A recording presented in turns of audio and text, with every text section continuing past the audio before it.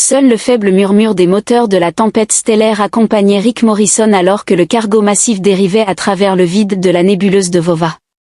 Il se laissa aller en arrière dans le fauteuil du pilote, ses bottes reposant sur la console. Ses yeux parcouraient l'immensité infinie des étoiles. Ce devait être une course tranquille, juste lui, sa cargaison et le vide ouvert. Rick appréciait cette tranquillité sans complications ni enchevêtrement, mais le calme ne durait jamais longtemps dans l'obscurité. Un bip strident rompit le silence, l'alarme de proximité illuminant sa console, le faisant se redresser en fronçant les sourcils. Rien n'était prévu dans ce cadran, et il n'attendait certainement pas de visite. En ajustant son scanner, il identifia la source de l'anomalie, une petite capsule de sauvetage abîmée dérivant sans but, son signal faible mais incontestable. Rick marmonna que son premier instinct était de l'ignorer, car il n'était pas dans le domaine du sauvetage et la personne qui se trouvait à l'intérieur avait probablement une histoire qu'il ne voulait pas entendre. Cependant, quelque chose à propos de la dérive désordonnée des capsules le tourmentait, maudissant ainsi sa curiosité. Rick activa les communications en disant « Ici le cargo stellar Tempest, avez-vous besoin d'assistance ?» Dans un silence pesant, il vérifia les signes vitaux des capsules. Les niveaux d'oxygène étaient dangereusement bas. Il maudit la situation et saisit la séquence de récupération, observant ses bras mécaniques s'étendre pour sécuriser la capsule et la tirer vers son baie d'amarrage. Par précaution, il prit son pistolet à impulsion sur la console et se dirigea vers son invité inattendu. L'écoutille s'ouvrit en libérant une légère brume. À l'intérieur de la capsule, affaissée dans l'espace confiné, se trouvait une silhouette enveloppée dans une combinaison de survie argentée. Les yeux de Rick se rétrécirent, clairement non humain, la silhouette imposante et légèrement lumineux, la peau violette était un indice flagrant qu'il avait rencontré suffisamment d'espèces extraterrestres au cours de ces années à transporter des marchandises pour reconnaître qu'elle ne venait d'aucune des mondes habituels. La silhouette s'agita en clignant des yeux longs et lumineux. Elle tenta de se lever mais trébucha. Rick ressentit le contact de sa peau, envoyant une étrange et chaude sensation à travers ses mains. Doucement, dit-il en l'aidant à sortir du pot. Vous allez bien ? Sa voix était douce et mélodieuse, mais les mots sortaient de manière inintelligible, son traducteur peinant à suivre. Après quelques ajustements, tout s'est finalement mis en place pour former un discours cohérent. Je vous remercie de m'avoir sauvé. Rick arqua un sourcil. Vous disposez d'environ 30 secondes pour me dire qui vous êtes et pourquoi je ne devrais pas vous remettre immédiatement dans ce pot. Je m'appelle Esra. Elle a mentionné son regard. Je suis sérieusement et largement poursuivi, s'il vous plaît, vous devez m'aider. Rick n'était pas certain de la raison pour laquelle il avait accepté de la laisser rester, peut-être était-ce la désespérance dans sa voix, ou peut-être était-il simplement enclin aux ennuis. Esra a exposé sa situation lors d'un repas préparé à la hâte dans la galerie de la tempête, elle faisait partie des Eli, une espèce recluse connue pour ses capacités psychiques. Les lois strictes de son peuple interdisaient de s'aventurer au-delà de leur système domestique, mais Esra les avait enfreintes pour échapper à un mariage arrangé avec un puissant seigneur crime. Il a envoyé des chasseurs après moi, dit-elle, les mains tremblantes. Si jamais il me capture, je suis aussi bonne que morte. Rick soupira en passant une main dans ses cheveux. Écoutez, madame, je ne suis qu'un transporteur. Je ne cherche pas à me mêler aux problèmes que vous traînez avec vous. Leurs regards se croisèrent, le sien brillant d'une intensité qui le fit hésiter. Vous l'êtes déjà, dit-elle, alors que l'alarme de proximité retentissait à nouveau. Rick se précipita vers le cockpit. Esra en arrière sur le scanner, 3 vaisseaux élégants apparurent rapidement en se rapprochant. Laisse-moi deviner, dit Rick d'un air sombre, ce sont tes amis. Esra acquiesça en indiquant qu'il fallait courir. Les mains de Rick se sont rapidement déplacées sur la console, poussant le Stellar Tempest à ses limites. Le cargo n'était pas conçu pour la vitesse, mais Rick avait effectué suffisamment de modifications illégales au fil des ans pour lui donner une chance de se défendre. Les chasseurs ouvrirent le feu et la tempête trembla alors que ses boucliers absorbaient la majeure partie des déflagrations. Rick hurla en tirant sur les commandes pour effectuer une descente abrupte, faisant virer le vaisseau à travers un champ d'astéroïdes dense, esquivant à la fois les rochers et les tirs de laser. Les chasseurs les suivaient. Incessant, Esra saisit l'arrière de sa chaise en indiquant la proximité d'un point de saut. Si nous parvenons à l'atteindre, nous pourrons nous échapper. Rick jeta un coup d'œil au système de navigation, les coordonnées qu'elle avait fournies étaient risquées mais il n'avait pas d'autre choix. Il espérait que vous saviez ce que vous faisiez en tapant la séquence. Le vaisseau Tempest tangua lorsqu'il entra dans le seau, les étoiles à l'extérieur du hublot s'étirant en traînées de lumière.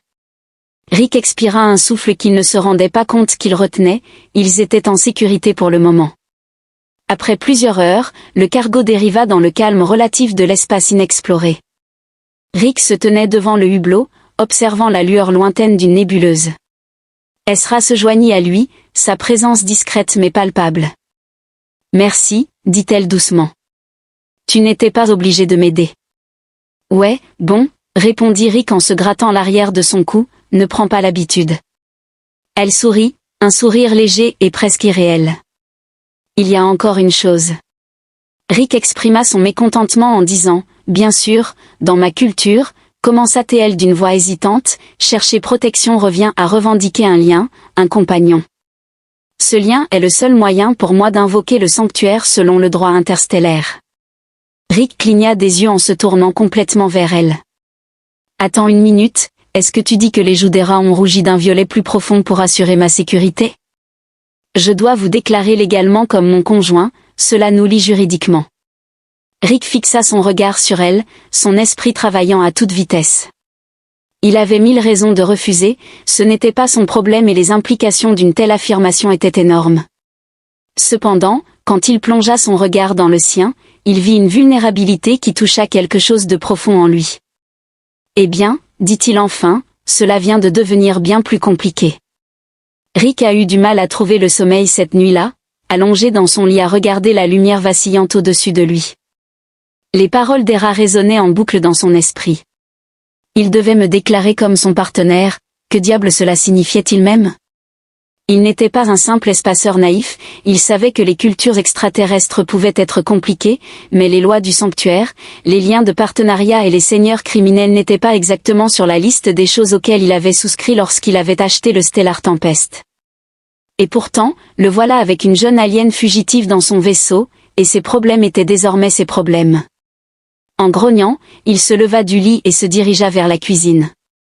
Peut-être qu'une tasse forte de café synthétique lui éclaircirait les idées. Ezra était déjà là, assise en tailleur à la petite table, un café fumant. Tenant sa tasse dans ses mains, sa peau violette brillait faiblement dans la pénombre, son expression lointaine, elle leva les yeux quand Rick entra en offrant un sourire hésitant. « Tu ne pouvais pas dormir non plus » demanda-t-elle. Rick grogna en se servant une tasse et s'appuya contre le comptoir pour l'observer. « Tu veux me dire pourquoi tu n'as pas mentionné cette histoire de lien avec un partenaire avant que je ne risque mon coup pour toi ?» Hera baissa les yeux sur sa tasse. « Je ne pensais pas que nous irions aussi loin, avoua-t-elle. La plupart des gens ne m'auraient pas aidé du tout. Je ne voulais pas te faire peur avant que tu comprennes, me faire fuir. » Rick a éclaté de rire. « Dame, j'ai fait passer en contrebande des marchandises à travers les zones de quarantaine des âmes et échapper aux chasseurs de primes, mais me lier à quelqu'un sous la loi interstellaire, c'est un tout autre niveau de folie, a-t-il déclaré. Elle a tressailli et la culpabilité l'a piqué. Il a soupiré en posant sa tasse. « Écoute, je comprends que tu sois désespéré, mais y a-t-il un autre moyen, quelque chose de moins permanent que ce lien ?» Ezra hésita, ses yeux brillants rencontrant les siens. Le lien est cérémonial, mais c'est aussi une déclaration. Si je l'invoque, personne, pas même. Le syndicat peut me nuire sans enfreindre une loi larasienne, le lien nous protège tous les deux. Rick me protège, il demanda avec scepticisme, elle hocha la tête. Si le syndicat te tue, le lien se transfère au prochain parent créant une chaîne de représailles. C'est compliqué, mais c'est l'une des rares lois que même les criminels craignent de transgresser. Rick se frottait les tempes, la situation était tellement complexe que le mot « compliqué » ne suffisait même pas à la décrire. Ezra se tenait debout en s'approchant, sa voix était à peine plus haute qu'un chuchotement. « Je sollicite votre confiance, Rick. Je suis conscient que c'est beaucoup, mais si vous m'aidez, je ferai tout mon possible pour rectifier la situation. » Pendant un long moment, ils sont restés silencieux. Le bourdonnement du navire remplissait l'espace entre eux. Enfin, Rick expira. « Ça va, dit-il d'une voix calme. Nous jouerons selon vos règles, mais vous me devez quelque chose. » Ezra exprima un grand soulagement, palpable dans son attitude, en disant « Merci », tout en retrouvant son sourire. Rick a terminé le reste de son café d'une traite. Ne me remercie pas encore. 2 jours plus tard, des ennuis sont survenus sous la forme d'un vaisseau spatial prédateur élégant qu'il a rattrapé juste à l'extérieur de la dérive des galeries. À peine Rick avait-il enregistré les balises d'avertissement que les communications se sont mises à crépiter à bord du cargo stellar Tempest, une voix mécanique et froide déclara « Ici le capitaine Z de l'Evisrator, rendez-vous. Vous ne serez pas blessé si vous vous rendez, fugitif. » Rick jeta un regard à Ezra, qui était devenu pâle. « Un ami à toi ?» secoua-t-elle la tête. « L'un des meilleurs chasseurs du syndicat. S'il est ici, cela signifie qu'ils ont intensifié leurs recherches. » « Formidable. » Rick murmura « Laissez-moi m'en occuper » avant d'appuyer sur le bouton de communication. « Bonjour capitaine Z, ici Rick Morrison. Je crains que vous n'ayez pas identifié le bon navire. Il n'y a pas de fugitifs ici, nous transportons simplement des marchandises vers de nouveaux ports. » Une pause sans suite. La voix de Z est revenue plus froide qu'auparavant, nous savons qu'elle est à bord. Vous avez 1 minute pour obtempérer avant que nous ouvrions le feu. Rick a coupé les communications, en tenant fermement les commandes, en disant « Attachez vos ceintures, les choses vont devenir intéressantes. » En premier lieu, l'éviscérateur a tiré ses canons à plasma, illuminant ainsi le vide. Rick a effectué un plongeon abrupt à bord du Tempest, le cargo gémissant. Il est essentiel de comprendre les alarmes de la souche retentir alors que les boucliers absorbaient un coup léger. « Ne pouvez-vous pas nous faire sauter d'ici ?» Ezra a crié en agrippant le siège du copilote jusqu'à la fin des cycles de conduite. Rick répliqua en disant que nous étions des cibles faciles pendant encore 2 minutes, puis une autre salve frappa les boucliers, projetant des étincelles à travers le cockpit. Rick serrait les dents tandis que ses mains dansaient sur les commandes. Bien que le Tempest n'ait pas été conçu pour le combat, Rick connaissait son navire sur le bout des doigts et le poussait à ses limites. En se frayant un chemin à travers le champ d'astéroïdes qui se dressait devant lui, l'Evisrator suivait sa structure élancée en se frayant un chemin à travers les débris avec une précision chirurgicale. Rick maudit entre ses dents celui que Z était, il n'était pas seulement un voyou armé, mais aussi un sacré bon pilote. Ezra sursauta soudainement, ses mains brillant faiblement, tourna à gauche. Rick ne la questionna pas, il tira brusquement sur les commandes, évitant de justesse un astéroïde qui explosa derrière eux pendant que les canons de Z tiraient. Il jeta un coup d'œil à Ezra, qui tremblait mais restait concentré. « Comment, plus tard » cria-t-elle, « à droite, fort à droite ?» Rick évite habilement une autre salve d'AED. Le Tempest a glissé à travers une étroite crevasse, pendant un moment, l'éviscérateur est resté en arrière, prêt. Rick actionna brusquement les commandes de saut et les étoiles à l'extérieur du hublot devinrent floues alors que le vaisseau était propulsé dans l'hyperespace à la sortie du saut. Rick s'affaissa dans son fauteuil, la sueur perlant sur son front. Ezra était assise à côté de lui, son souffle lourd. « Beau vol » dit-elle doucement. « Belle direction » répondit-il en la regardant. « Tu es pleine de surprises, n'est-ce pas ?» Ezra hésita, ses yeux brillants évitant les siens. « Il y a plus de choses que tu dois savoir sur moi, sur les raisons pour lesquelles ils me poursuivent. » Rick arqua un sourcil. « Vous êtes déjà l'autostoppeuse la plus compliquée que j'ai jamais ramassée, dit-il. » Elle esquissa un léger sourire, mais qui ne se reflétait pas dans ses yeux. « Je ne fuyais pas seulement un mariage, déclara-t-elle. J'ai volé quelque chose au syndicat, quelque chose pour lequel ils sont prêts à tout pour récupérer. » Rick poussa un soupir en s'affaissant vers l'avant. Rick la fixa, sa patience s'amenuisant. « D'accord. Ezra, veuillez être franche, qu'avez-vous exactement volé ? Ne tournez pas autour du pot, j'ai besoin de connaître tous les détails si nous voulons survivre. » Ezra prit une profonde inspiration, son visage rayonnant. La couleur violette sa peau s'assombrit légèrement, comme si le poids de sa confession avait atténué sa luminescence naturelle. Elle a commencé d'une voix tendue en expliquant qu'il s'agit d'un noyau de données particulier, non pas n'importe lequel, car il contient un fragment du codex de singularité de mon peuple. Rick afficha une expression soucieuse. Elle hocha la tête, son expression sérieuse, en reconnaissant l'importance du codex de singularité, c'est plus qu'important, c'est sacré. Le codex représente la somme de l'histoire psychique de notre civilisation, chaque pensée, chaque souvenir, chaque découverte que mon peuple a faite depuis que nous avons éveillé nos capacités. Le syndicat a acquis une partie de celui-ci par des moyens peu honorables. S'ils parviennent à le débloquer, ils auront accès à des technologies et des techniques psychiques qui pourraient déstabiliser des systèmes entiers. Rick s'est adossé sur sa chaise en passant une main dans ses cheveux, puis a demandé, « Donc, si je comprends bien, vous avez dérobé une relique sacrée à un syndicat du crime impitoyable et maintenant ils veulent à tout prix vouer la relique de retour. » Ezra grimaça en signe d'approbation. Rick marmonna en se frottant les tempes. « Tu sais, j'aurais pu ignorer ces dégâts.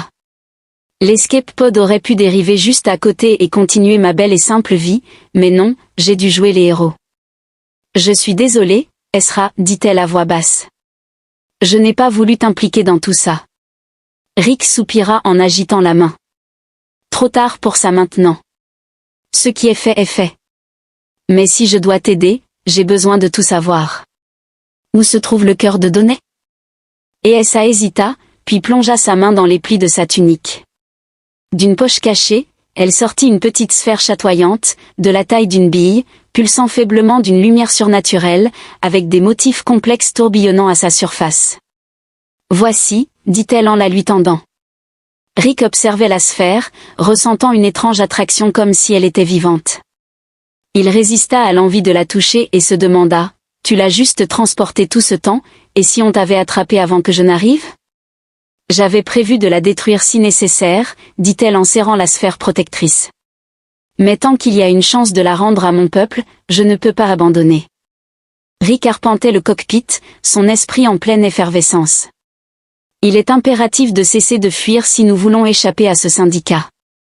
Nous devons trouver un endroit où ils ne pourront pas mettre la main sur cet objet. Les yeux d'Hera se sont écarquillés. « Tu veux dire le détruire ?»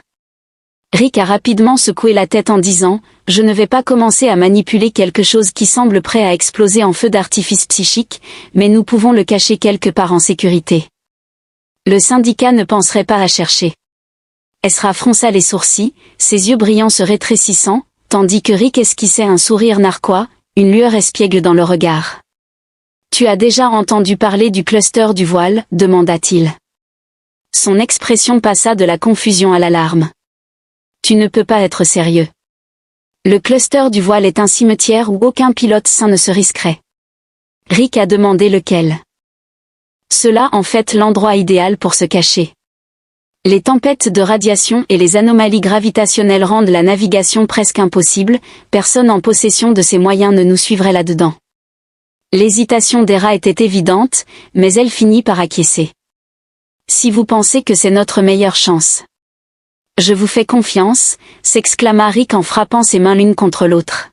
« Accrochez-vous, ça risque d'être mouvementé. » Le groupe de voile se dressait devant nous tel un tourbillon de chaos, une masse de nuages de gaz tourbillonnant illuminés par les pulsations erratiques des étoiles mourantes. Le cœur de Rick battait fort alors qu'il dirigeait le Stellar Tempest vers le bord de la mât.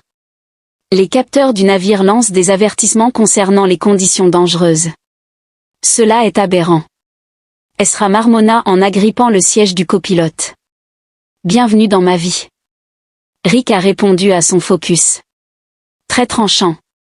Le vaisseau a tremblé lorsqu'ils sont entrés dans le groupe. Le bouclier du navire est mis à rude épreuve face aux vagues de radiation. Les mains de Rick se sont rapidement déplacées sur les commandes pour compenser les variations gravitationnelles et éviter les débris. Plus ils avançaient en profondeur, plus les conditions devenaient mauvaises, ils étaient presque arrivés. Rick a déclaré à travers ses dents serrées qu'il y avait un ancien avant-poste minier au centre du groupe, abandonné il y a des années. Si nous pouvons y arriver, nous serons en sécurité, relativement parlant. Ezra a répété sa voix teintée d'incrédulité par rapport à l'alternative. Rick riposta. L'avant-poste minier se dressait devant nous, sa structure dentelée se détachant en silhouette sur le fond chaotique de la mât. Rick a effectué l'atterrissage du Tempest. Le train d'atterrissage du navire gémissait alors qu'il se posait sur la plateforme grinçante, enfin de retour à la maison. Rick a déclaré qu'il éteignait les moteurs. Ezra ne semblait pas rassuré. « Vous êtes certain que personne ne connaît cet endroit, n'est-ce pas ?»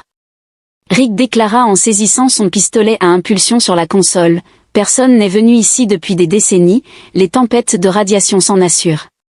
Ils sortirent dans l'air métallique et vicié de l'avant-poste.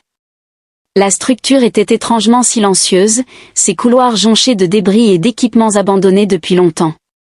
Rick ouvrit la voie jusqu'à un coffre de stockage central, ses pas résonnant dans le vide. Cela fera l'affaire, dit-il en désignant la chambre renforcée. Nous pouvons laisser le noyau ici et le verrouiller. Même si quelqu'un découvre l'avant-poste, il ne pourra pas accéder sans les codes d'accès. Ezra a soigneusement placé le cœur de données dans le coffre. Les communications de Rick se sont activées avec un grésillement, une voix mécanique froide emplissant le cargo aérien. Stellar Tempest, ici le capitaine, pensiez-vous vraiment que vous pourriez perdre? Nous dans le groupe du voile. Le sang de Rick se glaça lorsqu'il échangea un regard avec Ezra, réalisant en même temps qu'il les suivait. Elle chuchota, la peur se dessinant sur son visage. Le visage de Rick se crispa lorsqu'il tendit la main vers ses calmants. Soit vous êtes courageux, soit vous êtes fou pour pénétrer dans ce groupe. Si vous voulez le noyau, venez le chercher, la voix à l'autre bout harrit d'une manière sombre et menaçante. Oh, nous avons l'intention de le faire, le son de bottes lourdes résonnait à travers les couloirs du poste avancé.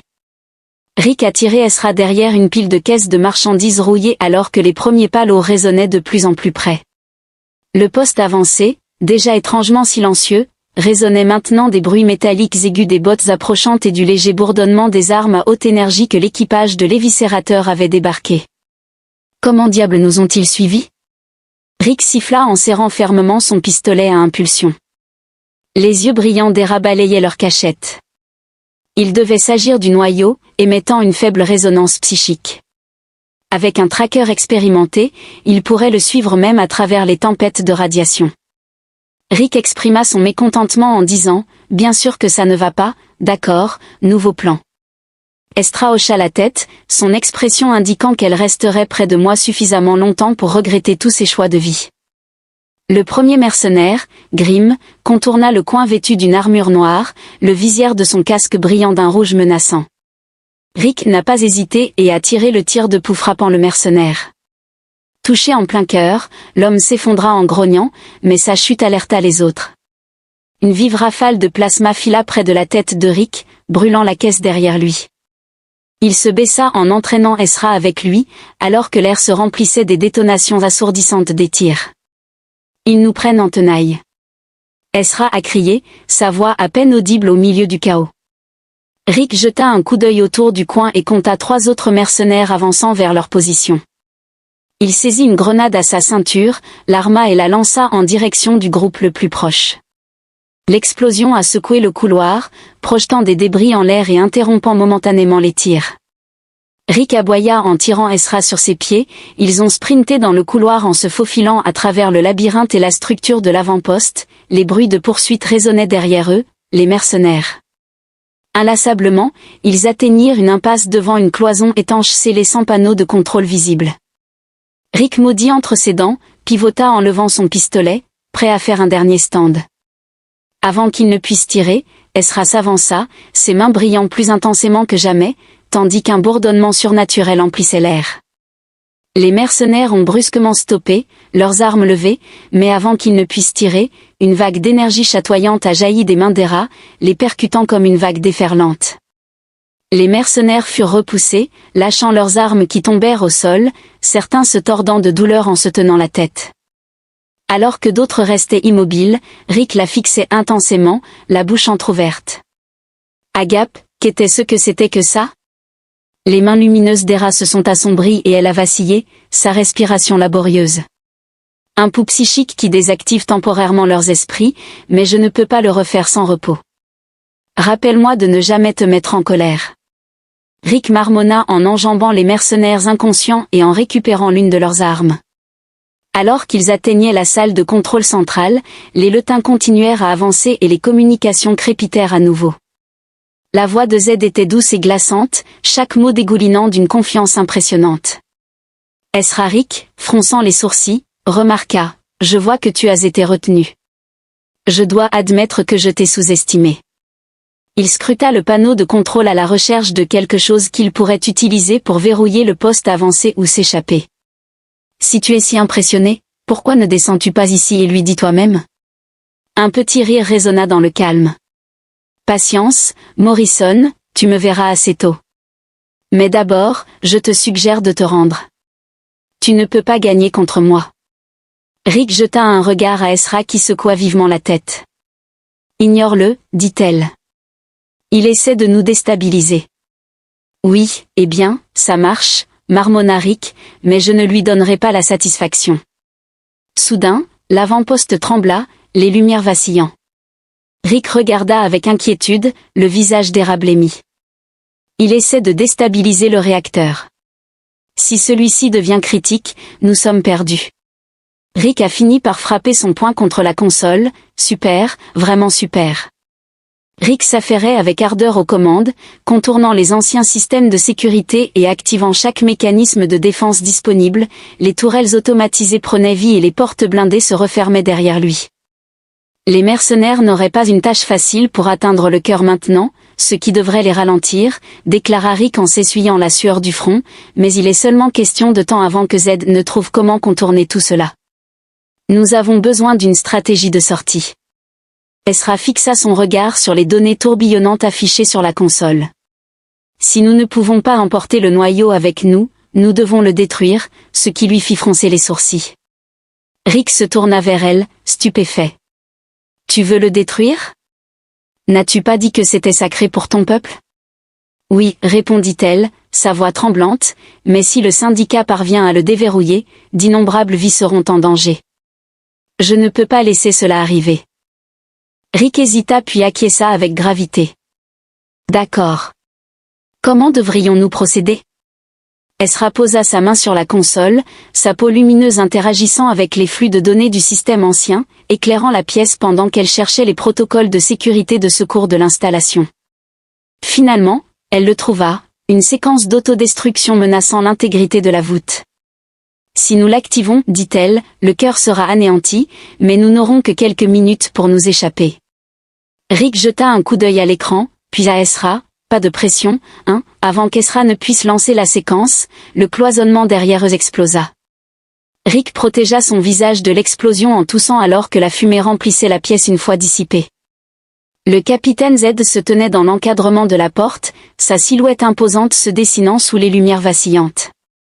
Z était de petite taille et mince, ses améliorations cybernétiques brillaient dans la pénombre, ses yeux luisaient d'un rouge perçant et sa voix était doucement menaçante. La fin de la ligne de Romble, Rick brandit son arme volée mais elle fut plus rapide que n'importe quel humain, le désarmant d'un seul coup. Rick recula en titubant en se tenant le poignet. Tu as été un véritable casse-tête pour moi. Morrison le déclara, son regard se tournant vers Ezra, tu m'as causé bien des ennuis. Remets-moi le noyau et je pourrai te laisser en vie. Ezra s'avança, ses mains lumineuses tremblantes mais fermes, en déclarant, tu ne l'auras jamais. Z ricana courageusement mais imprudemment alors qu'il se précipitait vers elle. Rick le plaqua au sol en mettant tout son poids dans le chasseur cybernétique. Ils s'écrasèrent au sol en se débattant, pendant qu'Ezra travaillait frénétiquement sur la console.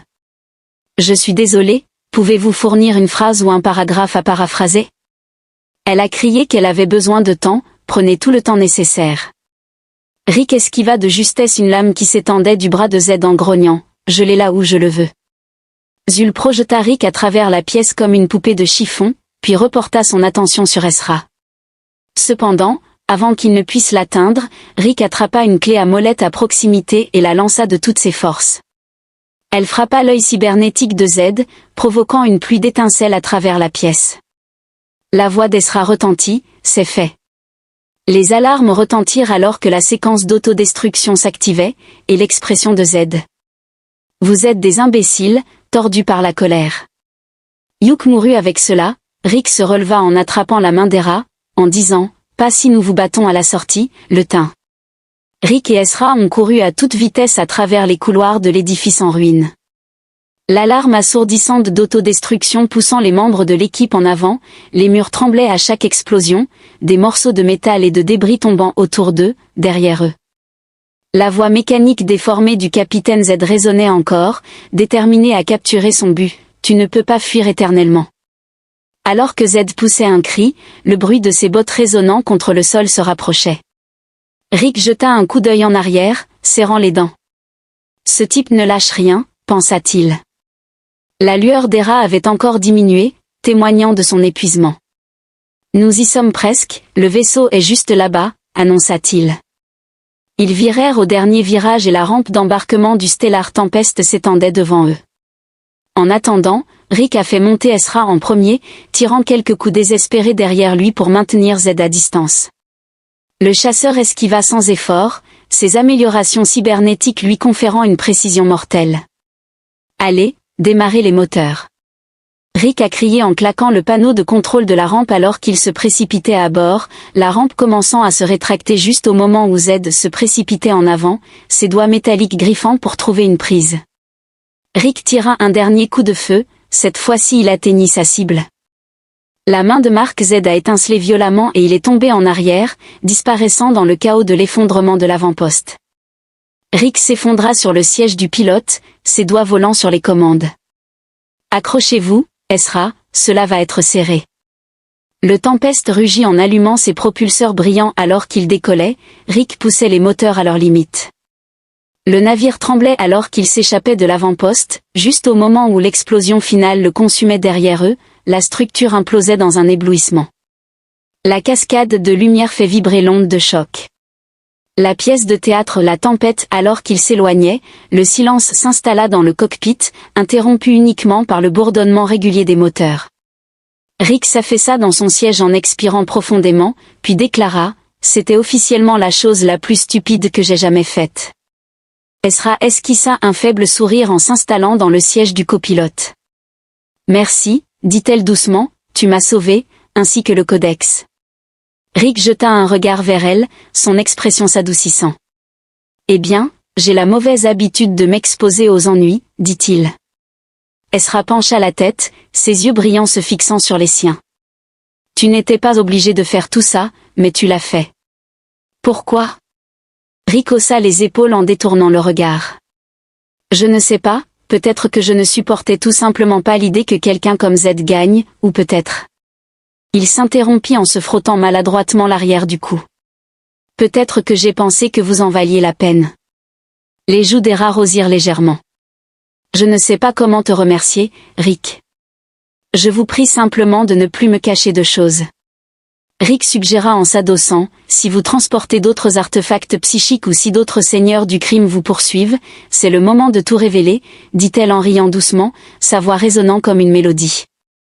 Je vous promets qu'il n'y a plus de secret. » Le Stellar Tempest dériva dans une zone calme de l'espace, son équipage se remettant de l'épreuve. Rick activa le pilote automatique du navire, s'adossant en soupirant, puis demande, « Quel est ton plan, Ezra, maintenant que tu n'as plus de chez toi, plus de refuge sur où retourner ?» Elle contemplait les étoiles, son expression empreinte de réflexion. « Je veux reconstruire pour retrouver d'autres comme moi, ceux qui ont été dispersés à travers la galaxie. Le savoir de mon peuple ne doit pas disparaître avec moi. » Le fragment du codex n'était que le début. Rick leva un sourcil. « Ça a l'air d'être une sacrée mission, dit-il. »« C'est le cas, répondit-elle en se tournant vers lui, et je ne peux pas le faire seul. » Rick esquissa un sourire. « Tu me demandes de m'engager pour un autre tour de folie ?» Elle lui sourit en retour, ses yeux étincelants. « Peut-être, mais tu as déjà prouvé que tu es plutôt doué pour ça. » Rick sourit en secouant la tête. « Je suppose que je n'ai rien de mieux à faire, quelqu'un doit bien veiller à ce que tu ne te mettes pas dans des ennuis. » Ezra a tendu sa main. Collaborateur Rick l'a pris, sa prise étant ferme, alors que ses partenaires étaient loin dans les ruines noircies de la mine. Dans le poste avancé, une ombre s'est agitée, les débris se sont déplacés et une silhouette meurtrie est apparue. Les étincelles de la fibrillation auriculaire. Souffrant de cybernétique exposée, le Z avait un œil rouge restant qui brillait, sa main mécanique se serrant en un point. « Ce n'est pas fini, grogna-t-il d'une voix grave et menaçante, loin de là. Dans les étoiles, le chasseur planifiait déjà sa prochaine action tandis que Rick et Ezra, à bord de la tempête stellaire, prenait le cap vers un avenir incertain et palpitant. Partenaire face aux dangers de la galaxie, et peut-être même plus.